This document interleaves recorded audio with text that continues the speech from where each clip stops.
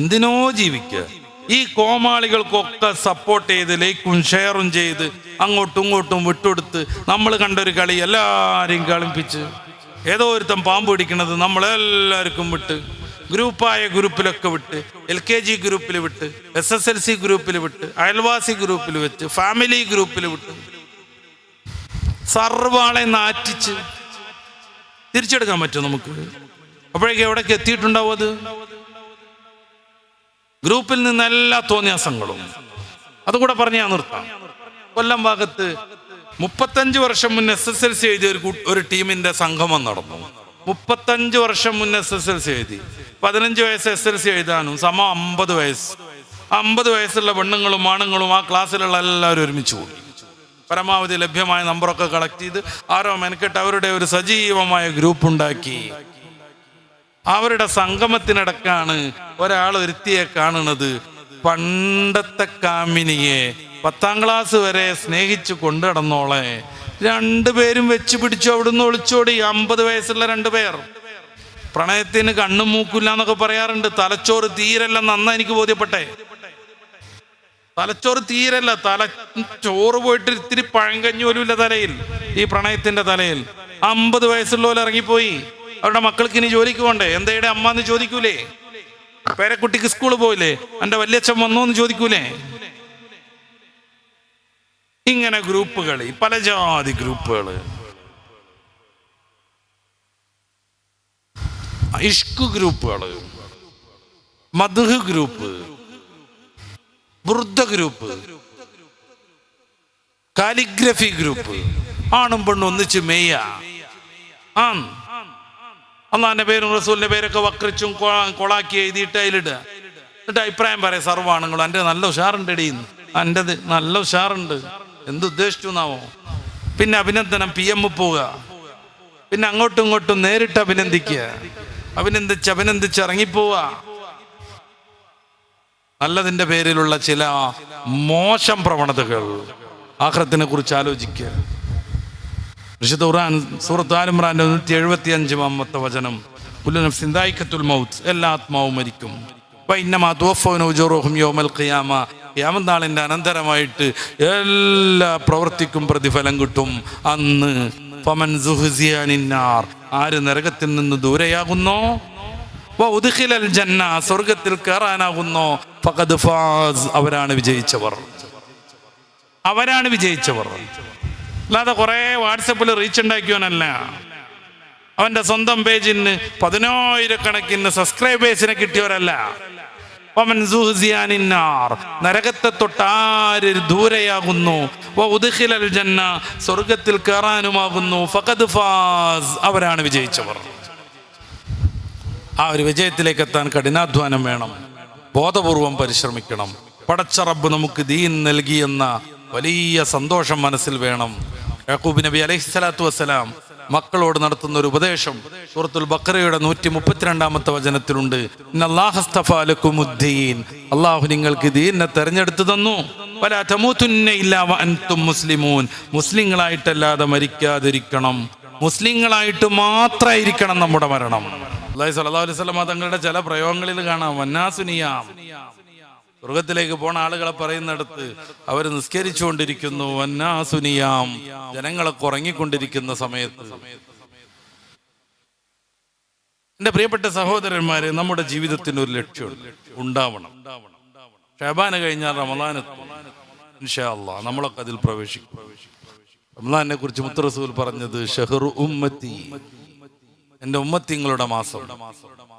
ഉമ്മത്തിങ്ങൾ ആത്മീകമായി അർശിന്റെ മുകളിലേക്ക് എത്തുന്ന മാസം. ഉമ്മത്തിങ്ങൾക്ക് സ്വർഗം ഉറപ്പുള്ള മാസം.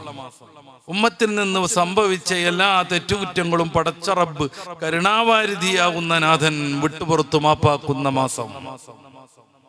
എല്ലാ കാരുണ്യവും വർഷിച്ചുകൊണ്ടിരിക്കുന്ന മാസം.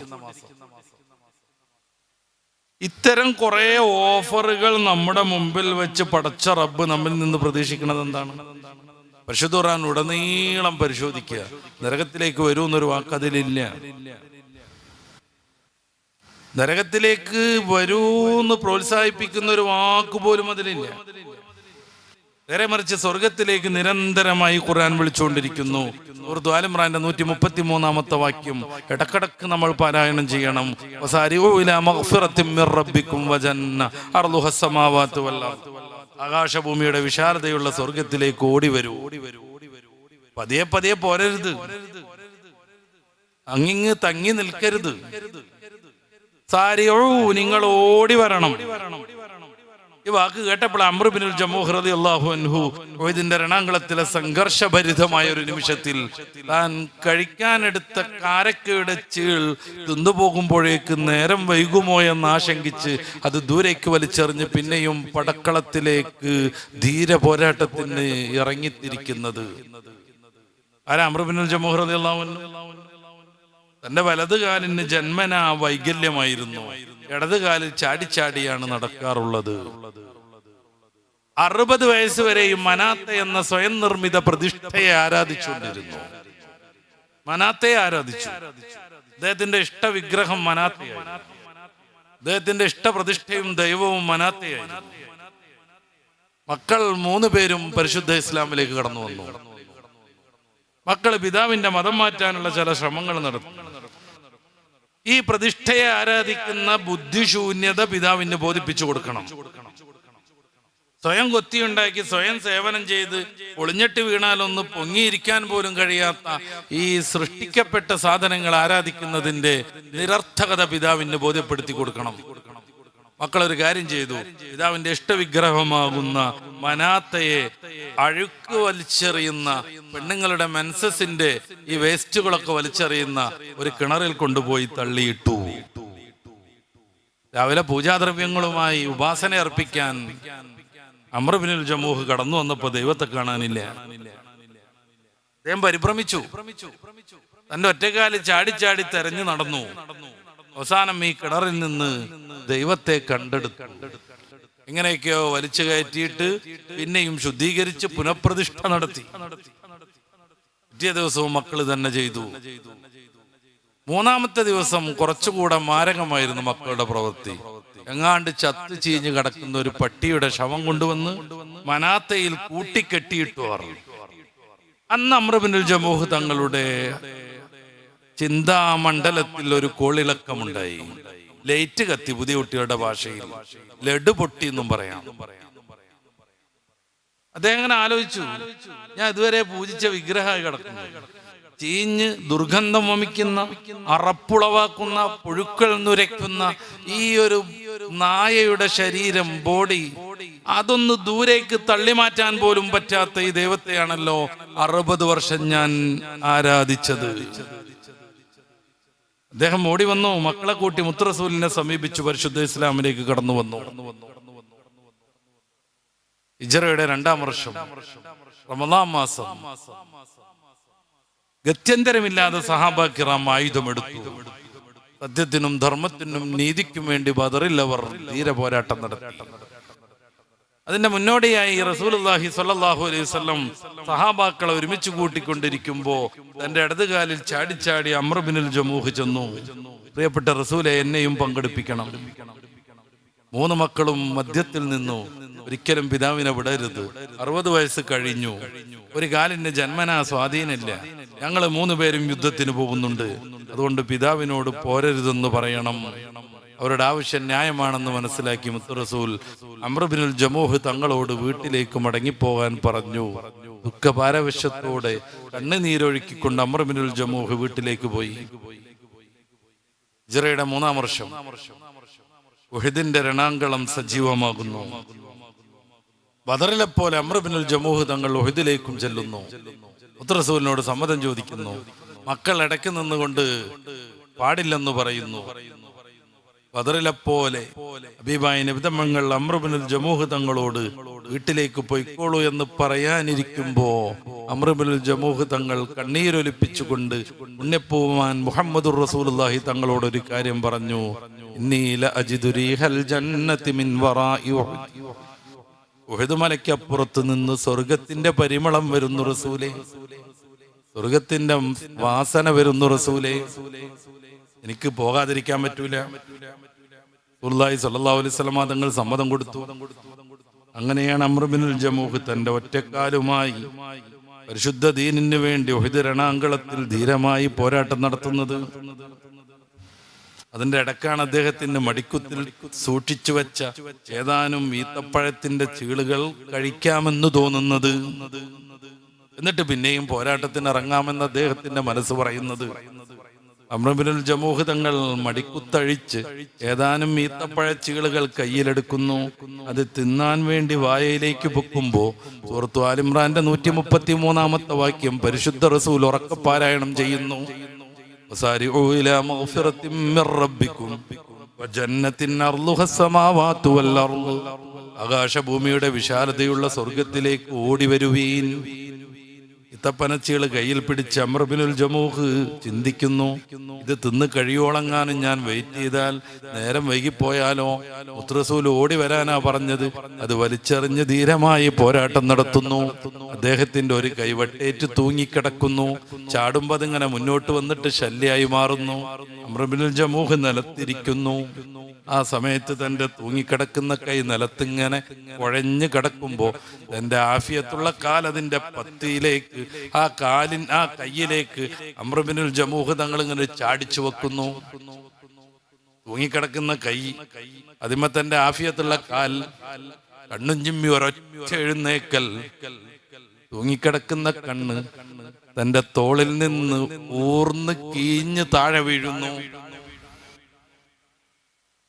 പിന്നീട് അദ്ദേഹം ധീരമായി പോരാടുന്നു. 60 വർഷത്തിലേറെ മനാത്തക്കർപ്പിച്ച തന്റെ ജീവിതം തിരിച്ചു പിടിക്കുന്നു. സ്വർഗത്തിന്റെ പരിമളം ശ്വസിച്ചുകൊണ്ട് റസൂലിന്റെ പൂർണ്ണ സമ്മതത്തോടുകൂടെ അംർ ഇബ്നുൽ ജമൂഹ് തങ്ങൾ സ്വർഗത്തിലേക്ക്, വിജയത്തിലേക്ക്, പർദീസയിലേക്ക് യാത്ര പോകുന്നു. പുതിയ കാലത്ത് മാംസവും മജ്ജയും എല്ലും രക്തമൊക്കെ ഉള്ള ഇങ്ങനത്തെ കുറെ മനുഷ്യർ ജീവിച്ചിരുന്നു എന്ന് പറഞ്ഞാൽ വിശ്വസിക്കാൻ പറ്റൂല നമുക്ക്. ദീനിന് വേണ്ടി അവർ ജീവിച്ചു. രാത്രി ഒന്ന് എഴുന്നേറ്റ് തഹജ്ജുദ് നിസ്കരിക്കണം എന്നുള്ളതല്ല, ദീനിന്റെ നിയമങ്ങൾ പാലിക്കണം എന്നല്ല. ജസ്റ്റ് ഏതെങ്കിലും ഒരാൾ മിസ്ഡ് കോള് വിളിച്ചാൽ അതിന്റെ പിറകെ പോയി മൂപ്പരുടെ സ്വന്തം ആളാവണമെന്നല്ല. ഇന്ന് നടക്കുന്നത് അതൊക്കെയാണ്. ഏതെങ്കിലും ഒരാൾ അബദ്ധത്തിൽ മിസ്ഡ് കോള് വിട്ടാൽ മതി, പിന്നെ കുട്ടികൾ അതിമ്മ കൂടി. ഒരൊറ്റ ദിവസം കൊണ്ട് അതുവരെ പോറ്റി വളർത്തിയ സ്വന്തം മാതാവിനെയും പിതാവിനെയും തന്നെ സ്നേഹം കൊണ്ട് വീർപ്പ് മുട്ടിച്ച കൊച്ചനുജന്മാരെയും നമ്മുടെ പെൺകുട്ടികൾ മറന്നു പോകുന്നു. ഒരൊറ്റ ദിവസം കൊണ്ട്. ഒരാഴ്ച മുന്നേ ഇൻസ്റ്റയിൽ പരിചയപ്പെട്ട പേരും നാടും പേരും ആറ്റിറ്റ്യൂഡും അറിയാത്ത ഒരുത്തനോടൊപ്പം നിർലജ്ജം ഇറങ്ങിപ്പോകാൻ പോലും കുട്ടികൾ തയ്യാറെടുപ്പ് നടത്തുന്നു. ഏതെങ്കിലും മെട്രോ സിറ്റിയിലെ കഥയല്ല ഞാൻ പറയുന്നത്. അങ്ങ് പോലെ, ചേണ്ടി പോലെ, നമ്മുടെ ഈ നാട് പോലെ ഗ്രാമീണത വിട്ടുമാറാത്ത ഈ പ്രദേശങ്ങളിൽ പോലും ഇത്തരം നിരവധിയായ പ്രശ്നങ്ങൾ നമ്മൾ അഭിമുഖീകരിക്കേണ്ടി വരുന്നു. അംർ ഇബ്നുൽ ജമൂഹ് തങ്ങൾ ചെയ്തതുപോലെ തന്റെ ശരീരം കൊണ്ട് ദീനിന് വേണ്ടി പോരാടാൻ നമ്മളോട് സമ്മതമില്ല. പിന്നെ എന്ത് ചെയ്യണം നമ്മൾ? അള്ളാഹുവിന്റെ റസൂൽ പറഞ്ഞതുപോലെ നമ്മുടെ ജീവിതത്തെ ഒന്ന് ക്രമീകരിക്കണം.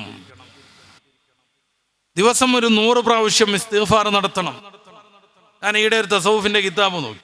ചുരുങ്ങിയത് 300-ലേറെയെങ്കിലും പ്രാവശ്യം ഡെയിലി സ്വലാത്ത് ചൊല്ലിയാലേ സ്വലാത്തിന്റെ ഒരു മിനിമം ടൈപ്പ് ബാധ്യത വീടുള്ളൂ എന്നതിൽ കണ്ടു. ചുരുങ്ങിയത് ഒരു 300 പ്രാവശ്യമെങ്കിലും സ്വലാത്ത് ചെല്ലണം എന്ന്. ഒരു 60 വയസ്സ് 55 വയസ്സൊക്കെ ആയി കഴിഞ്ഞാൽ പിന്നെ ആഖിറത്തിലേക്കുള്ള യാത്രയെ സജീവമാക്കണം. ആഖിറത്തിനുള്ള യാത്ര സജീവമാക്കിക്കൊണ്ടേയിരിക്കണം. പടച്ച റബ്ബ് 60 വരെയും ജീവൻ നൽകിയത് അവന്റെ ഔദാര്യമാണെന്ന ബോധത്തിലേക്ക് ഉയരണം. ഇനിയുള്ളതൊക്കെ ശരിക്കും നമുക്ക് അള്ളാഹു നൽകുന്ന പ്രത്യേകമായ ഓഫറാണെന്ന ബോധം വേണം.